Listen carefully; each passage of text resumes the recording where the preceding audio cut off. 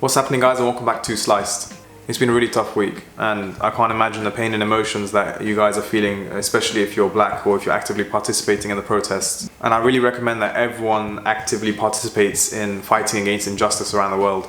But throughout this, make sure your diet is strong so that your mind can be strong. Don't neglect your mental health throughout this. Today's recipe consists of ingredients that naturally contain tryptophan. It's an amino acid that we can only have through our diet, and it helps produce serotonin in our brains. Serotonin is known as the happy hormone, if you will, and it helps to lift our mood. I'm not saying that eating food is the only thing that helps our mental health, but it definitely is a key factor. So make sure, as well as looking after your well-being in different sort of senses, make sure you look after it from the food sense as well.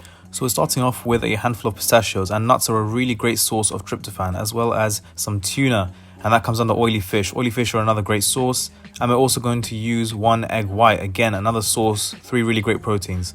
I'm also adding some asparagus to this and some pre-cooked quinoa just to make it a little bit easier. You can have this hot or cold. So I'm going to start off by chopping our pistachios right down to a crumb and then spreading it out flat before seasoning it with some sea salt and freshly ground pepper.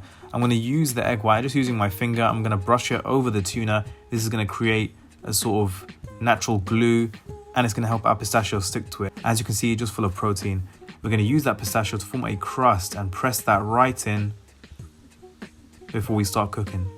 So I'm just going to fry off some asparagus, seasoning it nicely with some sea salt. Then in the same pan on a medium-low heat, I'm going to sear off the tuna so that it's nicely colored on both sides. And then take it out of the pan and let it rest for a few minutes. You don't need to cook it for very long at all. Tuna is best served when it is rare. I'm just going to slice it up at an angle so you can see that beautiful pink center. That's how tuna should be cooked. Trust me. I know you're probably complaining, oh, this is not cooked properly. Trust me, it's cooked properly. So I'm going to serve it up by adding our quinoa into a bowl, seasoning up with a little bit of lemon juice just to give it a little bit of a zing. Adding our asparagus and then placing our sliced tuna on top. And Lord have mercy, that is what I'm talking about right there. That is food which is good for your body, good for your mind, just like that.